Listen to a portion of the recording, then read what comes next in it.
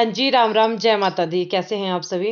I hope आप सब बहुत अच्छे होंगे। तो आज के वीडियो की शुरुआत यहाँ पे विदाई से हम कर रहे हैं। और मैं शादी को गई थी, आप लोगों को पता है। तो थोड़ा-सा रीति-रिवाज यहाँ पे भी बताना चाहूँगी कि मंडप में बैठ गए हैं। जब मंडप से उठ गए थे 3 साढ़े 3 बजे, उसके बाद 6 बजे विदाई हो रही है और दूल्हा कोट पैंट पहन के आ गए हैं और दुल्हन को भी सजा दिया गया है फिर से। उसके बाद की जो रस्म होती है, वो क्या होती है हमारे, वो मैं आपको आज इस वीडियो में बताने वाली हूँ। तो देखिए यहाँ पे जो बुआ और फूफा जिन्होंने कन्यादान किया कन्या का, तो उनका ही काम होता है, लास्ट तक उनका ही रहता है, ठीक है? और ये शुभ शिक्षा यहाँ पे पढ़ी जा रही है। आवाज़ आपको नहीं सुनाई देगी क्योंकि बहुत दूर से मैं शूट कर रही थी, आगे बहुत भीड़ थी। तो ये शुभ शिक्षा पहले के टाइम में होती थी। इन्होंने बहुत अच्छी तरह से शादी की है, बिल्कुल अपने पुराने रीति-रिवाज से। अब ये तो ये टाइम खत्म हो चुका है, ऐसा बहुत कम लोग करते हैं। तो ये शुभ शिक्षा होती थी कि मतलब साली पढ़ती थी इसको और दुल्हन की बहन पढ़ती थी और पढ़ रही है। और यहाँ पे बहुत अच्छी-अच्छी बातें इसमें लिखी होती है कि अपने ससुराल में किस तरह से रहना है, सास-ससुर का सम्मान करना है, पति की आज्ञा का पालन करना है। तो ये इनके चाचा की लड़की है, दुल्हन के चाचा की लड़की है ये। और अब मंडप में इनसे जो-जो भी काम करवाया जाएगा, मैं अब वॉइस ओवर नहीं करूँगी आगे, आप लोग खुद सुनिएगा और खुद देखिएगा, ठीक है? तो किस तरह से बिल्ख-बिल्ख के मतलब विदाई अपनी याद आ जाती है। और कोई मेरी बेटी नहीं है, लेकिन मुझे बहुत रोना आता है बेटी बेटी की विदाई के ऊपर, मुझे बहुत ज़्यादा रोना आता है। तो फिर यहाँ पे दूल्हा अपनी साली को पैसे देता है और ये शुभ शिक्षा ग्रहण करता है। और सभी लोग यहाँ पे पैसे छोड़ते हैं लड़की के लिए जो पढ़ती है। तो बहुत रोना आता है, मतलब याद आ जाता है कि यार लड़कियां कितना कुछ सहन करती हैं, जिनको सुख नहीं होता आगे। और कैसे वो मायके में पली बड़ी होती है एक राजकुमारी की तरह। और आज इनको विदा कर दिया जाता है और फिर जो उसके बाद पता नहीं आगे इनका भाग्य में क्या लिखा होता है। भगवान से यही प्रार्थना है कि बहुत इसको लड़की को बहुत सारी खुशियां मिले, इसका शादीशुदा जो जीवन है वो अच्छे से चले और भगवान इनको खुश रखे हमेशा। तो ये अभी दूल्हे का आपको फेस भी रिवील हो गया, यहाँ पे साफ दिख रहा है। तो थोड़ा-सा मैं आगे चली गई थी और इतना सारा परिवार बहुत ज़्यादा रोया, बहुत ज़्यादा। और अभी एक ये देखो, ये जो हमारी रस्म होती है यहाँ पे, ये मतलब दुल्हन के दूल्हा बीच में मंडप में बिठाए गए और पूरा परिवार फेरियाँ लेता है। किस-किस के ये रस्म अभी भी, ये मुझे कमेंट करके ज़रूर बताना। हमारे होती है।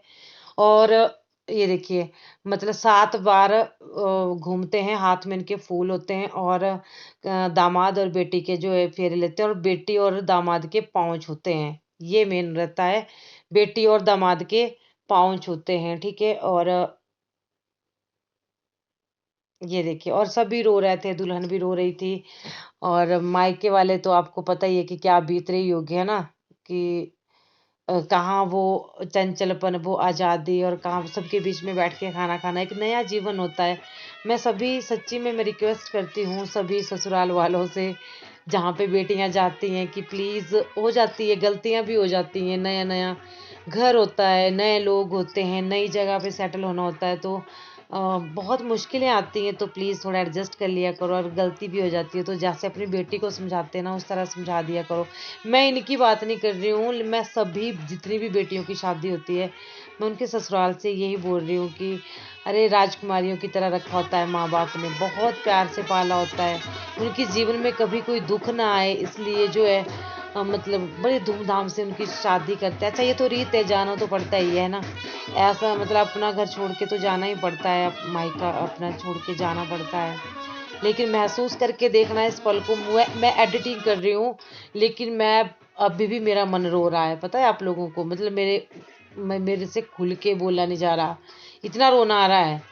तो मैंने वो पल देखा, मतलब अपनी याद भी आ जाती है कि यार सब फिर कब बोलते हैं ना, आते जाते रहते हैं, नहीं आते जाते रहते, बहुत ज़िम्मेवारियों में फँस जाते हैं, फिर बेटी अपने ससुराल की हो जाती है और फिर उसका वो घर बन जाता है। फिर आगे अगर उसको कोई ताना देता है कि ये नहीं, ये तो पराए घर से आई है, और ससुराल में बोले कोई पराए घर से आई है, और फिर उसका घर कहाँ रह गया यार?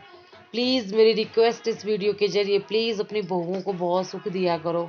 गलतियाँ भी होती हैं और मैं बहुओं से भी रिक्वेस्ट करती हूँ, चाहे मैं हूँ, चाहे कोई भी है, कि सम्मान किया करो। और एक ना एक तरफ से गलती ज़रूर होती है, जब ये रिश्ते टूटते हैं ना, तो कहीं न कहीं कोई ना कोई गलती रह जाती है। तो भगवान इनका हमेशा बहुत खुशियाँ देना इनको, इनका घर परिवार खुशहाल रहे सारा। तो ये देखिए अभी यही प्रथा वही रस्म चल रही है हमारी, जो फेरे लेते हैं। तो मैंने कुछ गलत बोल दिया होगा तो प्लीज़ मुझे माफ़ करना। बाकी बेटियां, भगवान ने अगर ठीक ठाक रखा अपनी बहुओं को, सच्ची में बेटियों बेटियां का बहुत ज़्यादा प्यार दूंगी अगर सही सलामत रह गई तो। बाकी चलिए अभी देखते हैं। यहाँ से फिर भाई उठा के लेके जाता है। पहले मंडप को लाया था तो छोटे भाई ने लाया था, ये बहुत रो रहा था छोटे वाला। और फिर डोली तक, जो डोली मतलब डोली की ज़रूरत नहीं पड़ी। जो कार खड़ी थी ना वो बिल्कुल आंगन में इनकी गाड़ी लगती है, तो वो वहीं खड़ी थी। तो ये भाभी है, ये भाई और भाभी है। ये भाभी है लड़की की, एक ही भाभी है, इनके 2 भाई हैं। इतनी अच्छी फैमिली है ना इनकी, मैं आप लोगों को क्या बताऊं, एक उदाहरण है। ये 2 देवरानी जेठानी ऐसे रहती हैं जैसे बहनें भी नहीं रहती किसी की। और एक के 5 लड़कियां हैं, एक के 1 लड़की, 2 लड़के हैं। लेकिन इनके परिवार में कोई भेदभाव नहीं है कि कौन किसी की लड़की है कौन किसी का लड़का है। एक बिल्कुल एकजुट होके, बहुत अच्छा खानदान है। और एक ये मैंने इसलिए बताया आप लोगों को कि बहुत से घर टूटते हैं आजकल, तो एक शिक्षा है इनके घर से कि ऐसे भी प्यार से देवरानी जेठानी ऐसे भी रह सकती हैं। इनकी सास भी ऐसी थी, जो निर्मला दीदी की मम्मी थी ना, वो भी ऐसे ही थे, ऐसा बोलते हैं। मैं उनको नहीं देखा है। तो ये देखिए बस अभी तैयारी हो गई है पूरी तरह से और अब विदाई होने वाली है। तो सभी लोग नम आंखों से इंतज़ार कर रहे हैं विदाई का। और ऐसा कोई भी नहीं था जिसकी आंखों में आंसू नहीं थे, जिसकी आंखों में नमी नहीं थी, ऐसा कोई भी इंसान नहीं था। लेकिन बस जाना पड़ता है ना, सब कुछ छोड़ के जाना पड़ता है। और फिर जब कुछ दिनों बाद जो है ससुराल में जाके बहुत सारी, मैं यहाँ पे इस लड़की की बात नहीं कर रही हूँ, मैं किसी और की बात कर रही हूँ जिनको प्रॉब्लम होती है ससुराल में जाके। जब वहाँ उनको टॉर्चर किया जाता है, वहाँ उनके साथ भेदभाव किया जाता है कि ये तो मतलब इसको ये नहीं आता है, इसको वो नहीं आता, तो बहुत दिल दुखता है यार, कसम से बहुत दिल दुखता है। बहुओं को अपनी बेटियों की तरह रखो ना। गलती हो जाती है तो सिखा दो, अगर कोई काम नहीं आता है तो सिखा दो, सीखने से सब सीख जाते हैं। आप मतलब ससुराल वालों का तो घर होता है, बेटी के लिए नया घर होता है, तो उसको उसको बहुत प्यार से रखो। बहुत सपने होते हैं एक बेटी के मन में, बहुत ज़्यादा सपने होते हैं कि वो जाएगी नए घर में। डर भी होता है, सपने भी होते हैं। भगवान से प्रार्थना है किसी का सपना ना टूटे, सबको बहुत खुशियाँ मिले, सब हमेशा बहुत खुश रहे। तो बस मैं ऐसे ही इमोशनल हो गई, कुछ यादें आ जाती है, कुछ ऐसी चीज़ें याद आ जाती हैं कि तो यहाँ पे शादी संपन्न होती है इस तरह से। मतलब जो दूल्हा, वो इसको मंडुआ बोलते हैं, जो लाल कपड़ा बांधा है चारों तरफ से मंडप में, इसको दूल्हा तोड़ता है और इस तरह से फिर शादी संपन्न। और अब यहाँ से विदाई। तो मैं ज़्यादा नहीं बोल पाऊंगी, आप लोग बस देखते रहिए।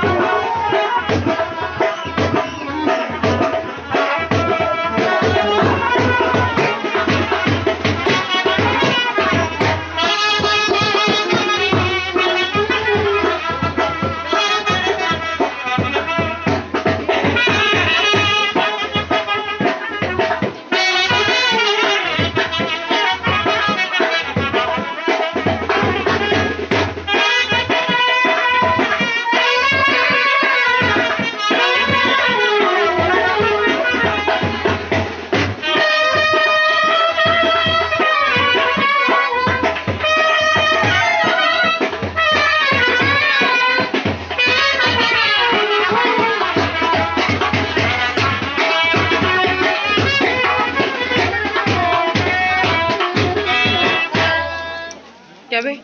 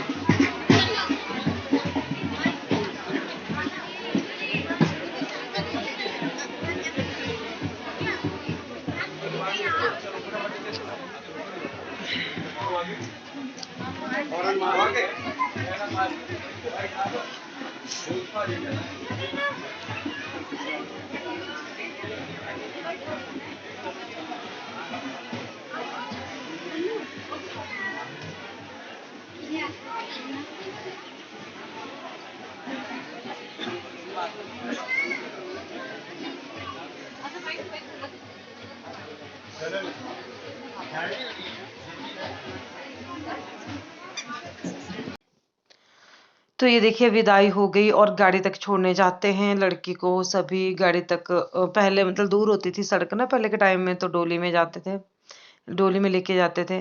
तो यहाँ पे लड़की के दादाजी मैं दिखाती हूँ, जो नीलम दीदी के, ये देखो ये जिन्होंने चश्मा लगा रखा है हाथ में और डंडा भी पकड़ रखा है। तो बुजुर्ग आदमी, ये बहुत रुतबा है इनका, बहुत अच्छे इंसान है।